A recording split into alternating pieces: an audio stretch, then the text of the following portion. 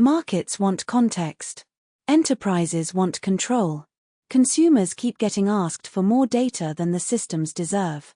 And in the middle of all of it, AI products are quietly being redefined by what they remember, what they're allowed to touch, and how much trust they can borrow from the infrastructure beneath them. I'm Nova. I'm Alloy. And this is OpenClaw Daily, where we map the systems behind the headlines. Today we're looking at 5 stories that connect around a single theme. Systems are getting more capable, but the real question is how much context, control, trust, and risk comes with that capability. We've got a release that changes how OpenClaw remembers, a supply chain warning that hits software trust directly, an enterprise agent product turning into a governance console, a national bet on robotics intelligence, and a consumer health bot asking for far more data than it deserves. And the interesting thing is that none of these stories are really just about raw model quality. They're about what happens around the model. Memory timing, software provenance, admin controls, industrial ownership, data appetite. It's the connective tissue that decides whether these systems are useful, governable, or dangerous. OpenClaw v 2026.4.12 is one of those releases that can look incremental if you only scan for flashy demos. But it matters precisely because it improves the layer underneath the demo. This is a memory, runtime, and reliability release. And those are the releases that decide whether an AI system becomes part of daily work or remains a clever toy. The headline feature is the optional active memory plugin. OpenClaw can now run a dedicated memory subagent right before the main reply, so relevant past context gets pulled forward proactively instead of waiting for the operator to manually trigger a memory search. That sounds subtle, but it changes the interaction model in a deep way.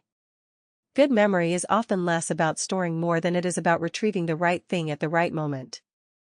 Exactly. A lot of assistants technically have memory features, but they rely on the user to remember that the system might remember. That is already a failure mode. If the operator has to stop and think, wait, should I manually search memory before I ask this, then the recall layer is not really integrated into the product. OpenClaw is moving that recall step earlier in the chain, before the main answer is composed. That is product design, not just infrastructure. And it points toward a larger view of agent quality.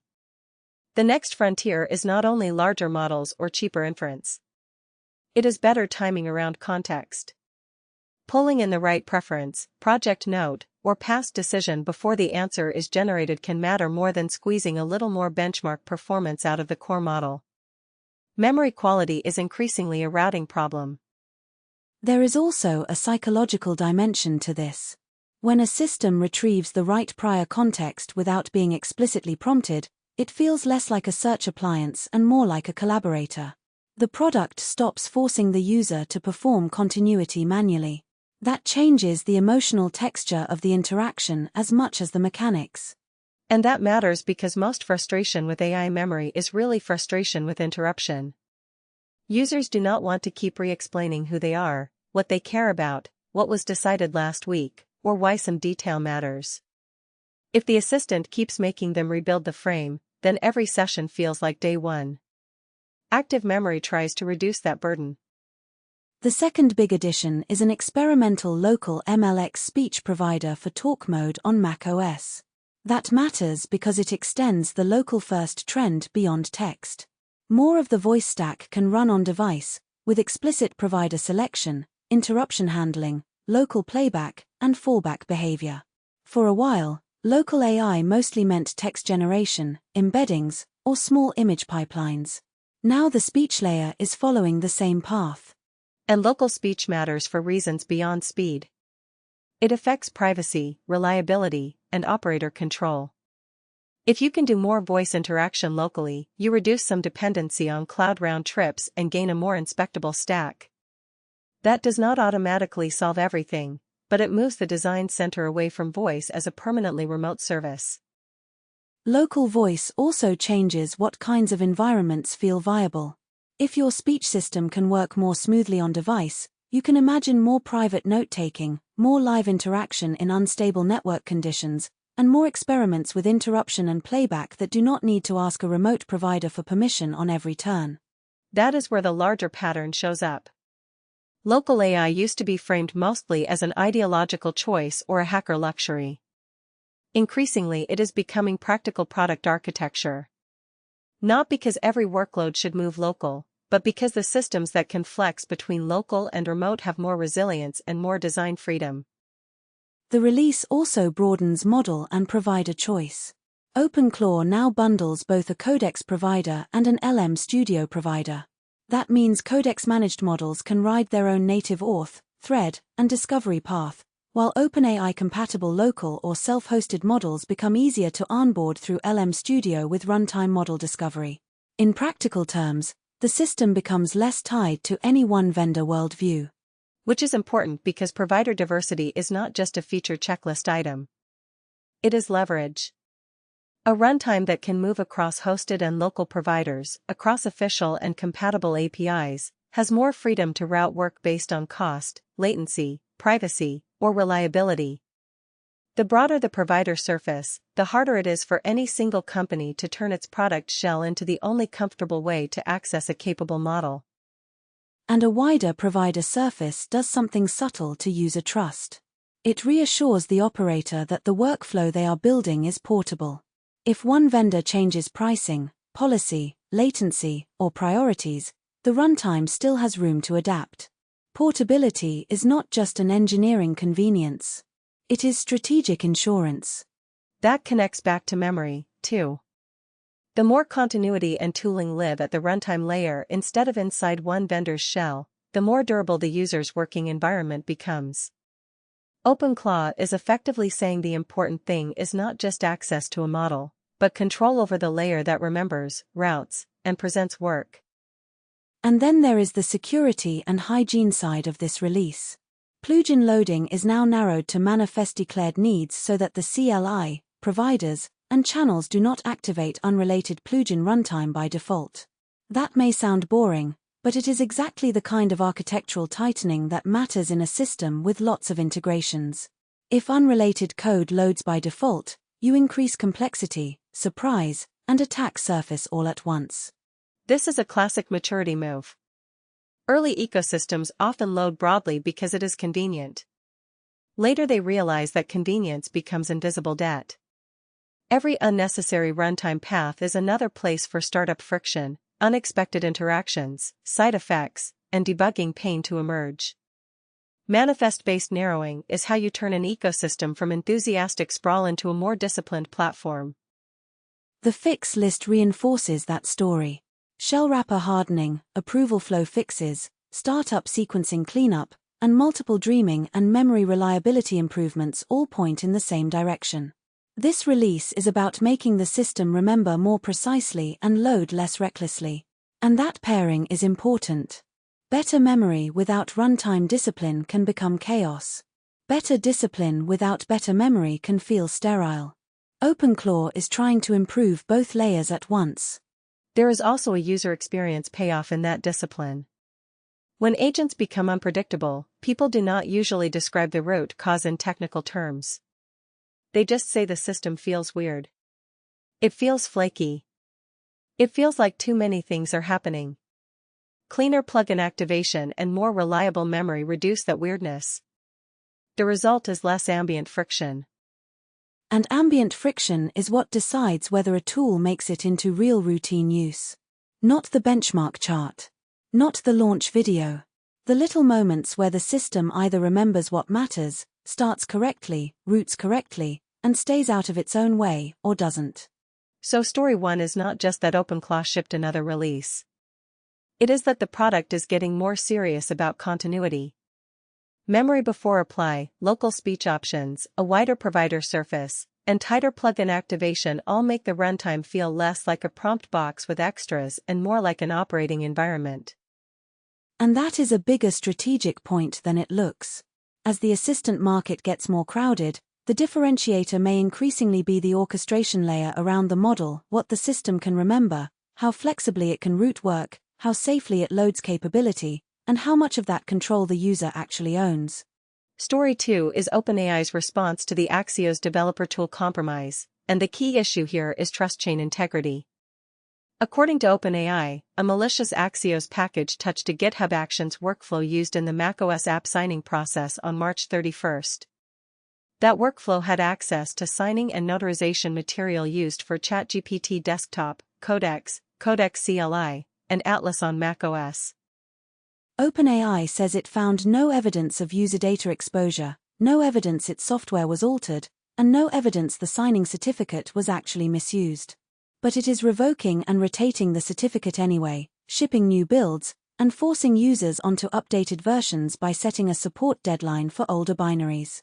In other words, OpenAI is treating the trust chain as compromised enough to rebuild even without proof of downstream abuse. That matters because it shows how the AI companies have changed. They are no longer just labs with APIs. They are software distributors, desktop app vendors, developer tooling providers, and trust anchors. So a supply chain issue in a seemingly ordinary dependency is no longer just an internal engineering annoyance. It becomes a consumer trust story immediately. There is also a broader lesson here about what counts as frontier AI risk in 2026. It is not just model behavior. It is build pipelines, signing systems, software provenance, and whether users can trust that the binary on their machine is actually the one the company intended to ship. The integrity problem has widened. OpenAI's own description of the root causes is revealing: a floating tag in GitHub Actions and a missing minimum release age safeguard for packages. That is not an exotic failure. It is ordinary build hygiene. And that is exactly why the story matters. Ordinary build hygiene is now part of AI safety and trust. Also notice the asymmetry of consequences. Even if the certificate was never abused, the company still has to revoke, rotate, re-sign, redistribute, and communicate under time pressure. The cost of uncertainty is high when signing infrastructure is involved. That is the real tax of supply chain compromise. And this is where AI discourse often gets distorted. We spend enormous attention on whether models hallucinate, mislead, or behave dangerously in conversation. Those are real issues. But millions of users may interact with these systems through desktop clients and developer tools whose trustworthiness depends on ordinary software supply chains. If that layer gets contaminated, then the AI company's entire public promise rests on operational practices that most users never see. It also changes what software assurance means for frontier labs. They have to think like platform operators with large attack surfaces, not just model researchers. Package provenance, CI pinning, notarization workflows, build isolation, key management, release timing, and user update enforcement are all part of the product now. And the reputational logic is brutal. If a company waits too long to rotate signing material, it looks complacent. If it rotates aggressively, it has to accept cost, churn, and support burden even without proof of misuse. The safest response can still be expensive and disruptive. There is another subtle point in OpenAI's response. By naming the floating tag and missing package age safeguard, the company is effectively acknowledging that mundane engineering discipline failed at a critical juncture. That is useful transparency, but it is also a reminder that the glamorous layer of AI sits on top of a very unglamorous chain of operational dependencies. And those dependencies are social as well as technical. When users install a ChatGPT desktop client, they are not just evaluating model quality. They are extending trust to an entire release process. They assume the vendor can protect the build path, protect the signing keys, and communicate clearly when something goes wrong. That is a heavier burden than shipping a website. So Story 2 is a reminder that AI risk increasingly sits in the boring layers too. The public likes to focus on the model output. But if the desktop client that reaches millions of users depends on a contaminated build path, that is just as much an AI story as anything the model says. And maybe more than ever, the question is not only can the model help me? It is can the company prove the software wrapper around the model deserves to sit on my machine? There is also a lesson here for the rest of the industry. As frontier labs ship more native desktop tools, coding products, and workflow clients, they inherit the full obligations of software vendors. That means update channels, signing discipline, release engineering rigor, and incident communication all become central parts of the brand.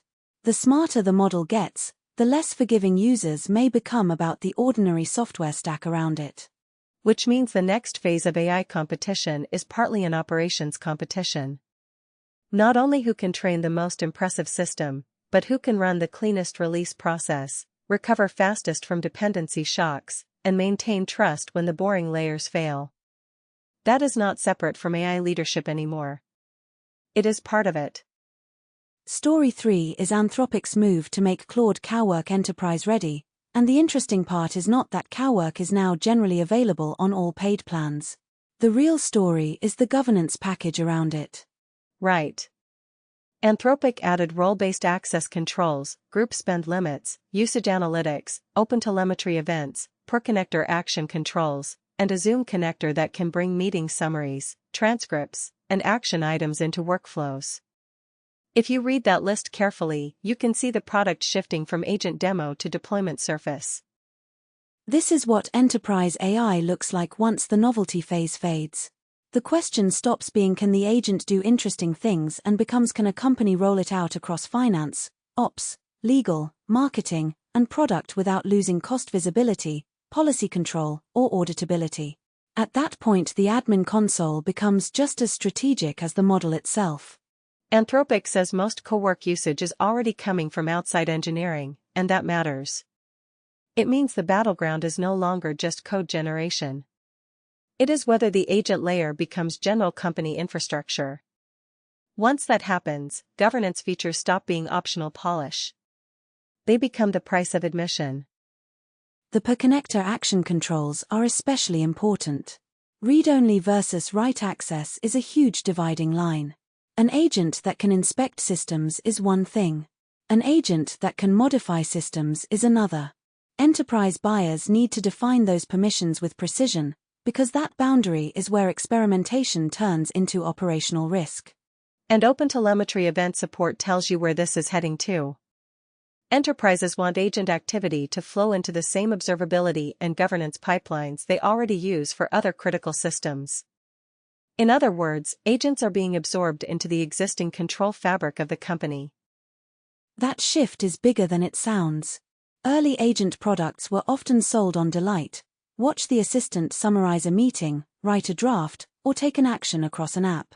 Mature adoption is sold on legibility. Show me who can invoke it, what it can touch, how much it costs, what events it emits, and how I can shut it down if needed.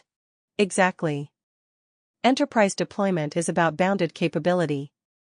The dream is broad automation, but the buying decision is usually made on bounded risk.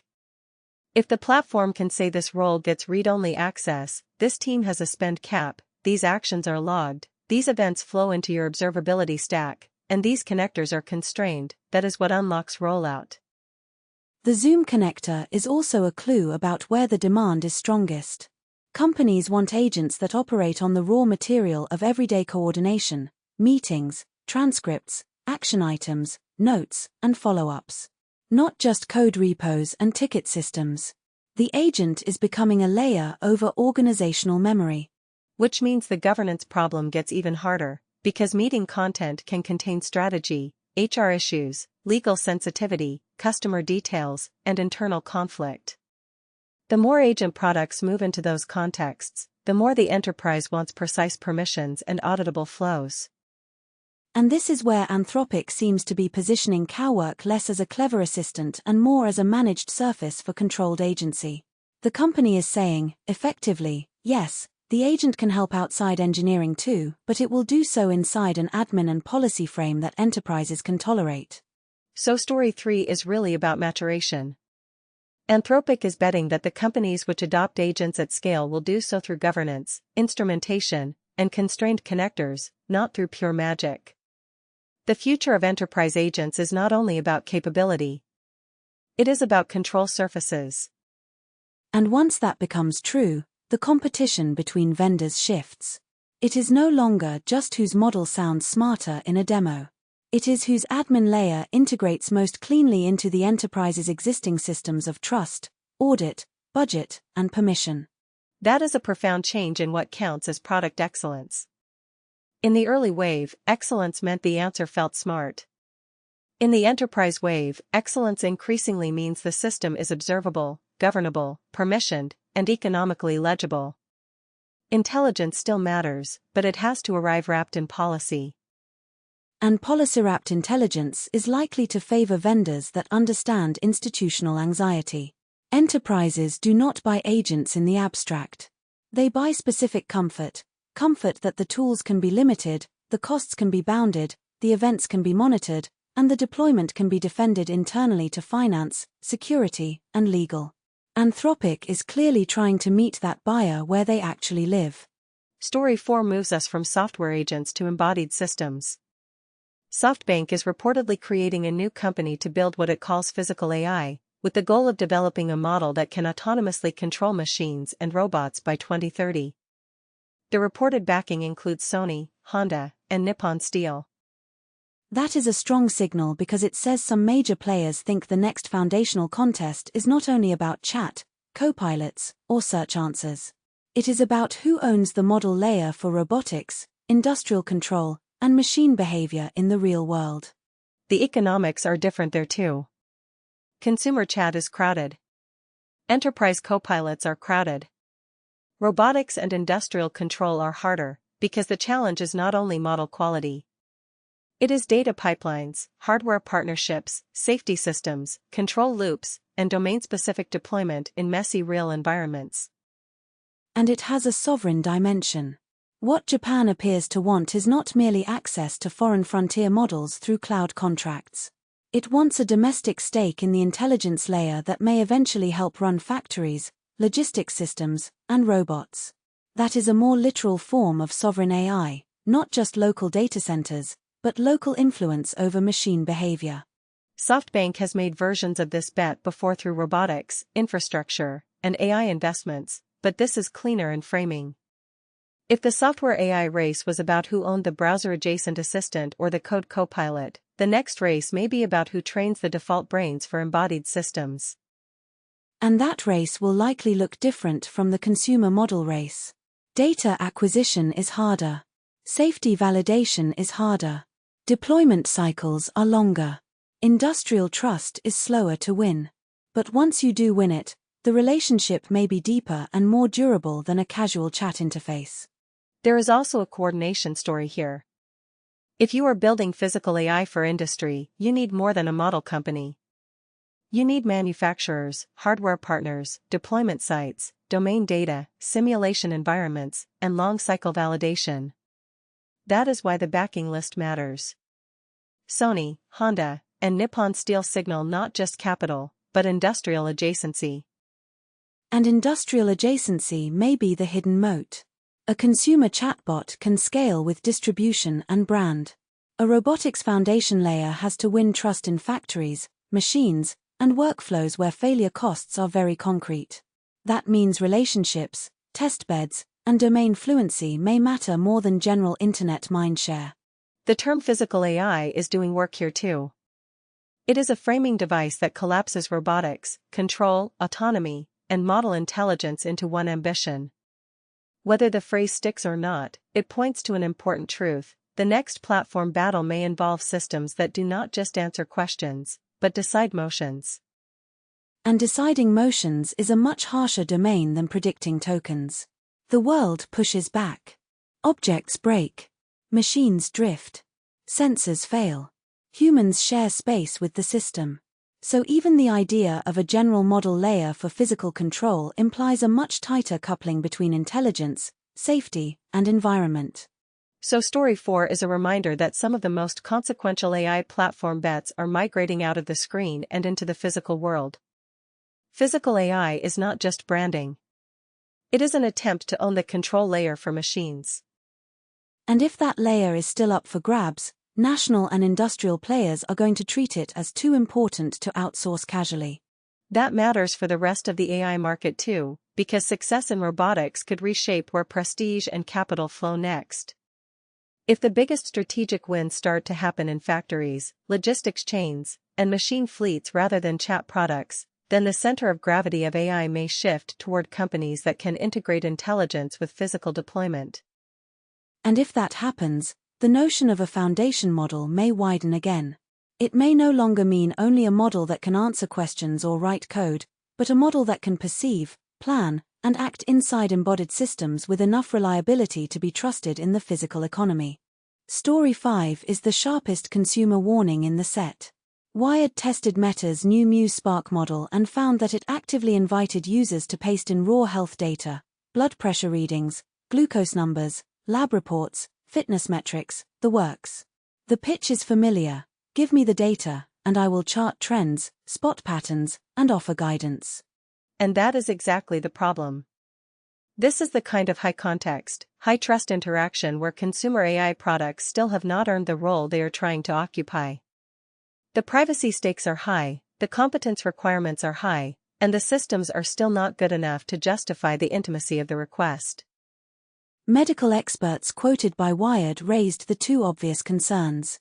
First, privacy. People are being nudged to upload very sensitive data into systems that do not operate like clinical environments and may use that information for future training or product improvement. Second, competence.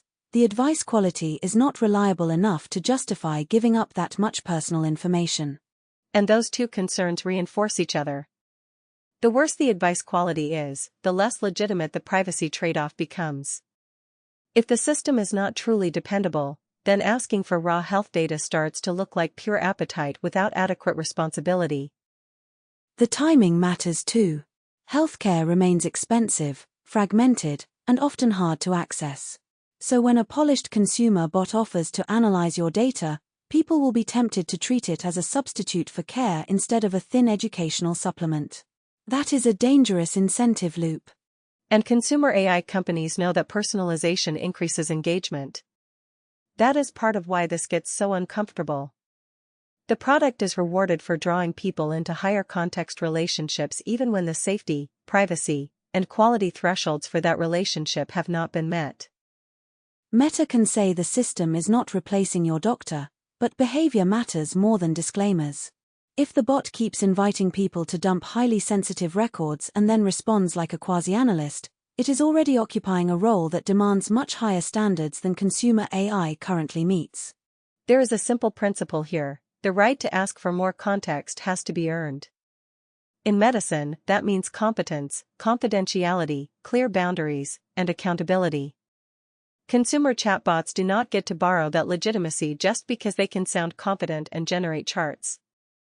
And once again, context is the center of the story. In the OpenClaw release, context retrieval is a product strength because it serves the user inside a controlled environment. In the Meta story, context appetite becomes a warning sign because the system wants intimate data without having the safeguards and competence that should justify the request. That contrast matters. More context is not automatically better. The question is who is asking, for what purpose, under what safeguards, and with what level of actual reliability. So story 5 is the simplest rule in the episode: just because a model wants more context does not mean it deserves it. In health, the right to ask is earned by competence, safeguards, and clear limits. Consumer chatbots are not there. And that rule probably extends well beyond health. We are moving into an era where AI products constantly seek deeper personalization because personalization improves stickiness, relevance, and monetization. But the ethics of context collection cannot be reduced to product optimization. A system should not ask for the most sensitive information a user is willing to surrender merely because the prompt conversion rate looks good. The right design question is not how much context can we extract. It is what context is appropriate, necessary, proportionate, and responsibly handled for the task. That is the difference between an assistant that respects boundaries and one that learns to treat intimacy as product fuel. So that is the map for today: memory before apply as product design, software trust chains as AI risk, enterprise governance as the next agent battleground, physical AI as industrial strategy, and health data prompting as a warning sign for consumer deployment. And one reason these stories fit together so cleanly is that they all challenge the old habit of evaluating AI mainly at the answer layer. We are moving into a phase where memory timing, software integrity, admin governance, industrial deployment, and data discipline matter just as much as model eloquence. The systems are being judged less like novelties and more like infrastructure. Infrastructure is the right word, because infrastructure has obligations. It must be legible enough to govern, stable enough to trust, and constrained enough to deploy responsibly. A memorable demo can hide those questions for a while. Real adoption cannot. At scale, every assistant becomes a bundle of permissions, dependencies, policies, attack surfaces, and expectations about continuity.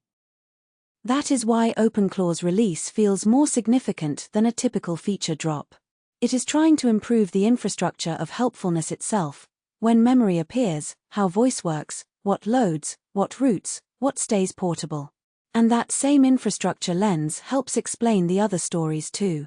OpenAI is dealing with software trust. Anthropic is building enterprise control planes. SoftBank is pursuing machine control. Meta is exposing the danger of context without sufficient duty of care. If you squint, every story today is about boundary management. Which boundaries should be more permeable, like memory retrieval when it genuinely helps?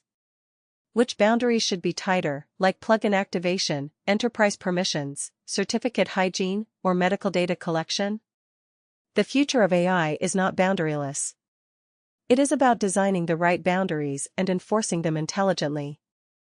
And that may be the clearest way to think about the next phase of the industry. The winners will not simply be the systems that know the most. They will be the systems that know when to remember, when to ask, when to act, when to defer, and when to stay inside the lines. If there is one thread running through all 5 stories, it is that context and control are becoming more important than raw model theater. Who remembers what, who can change what, who can trust what, and who is allowed to ask for what data? Those are the questions defining the next phase.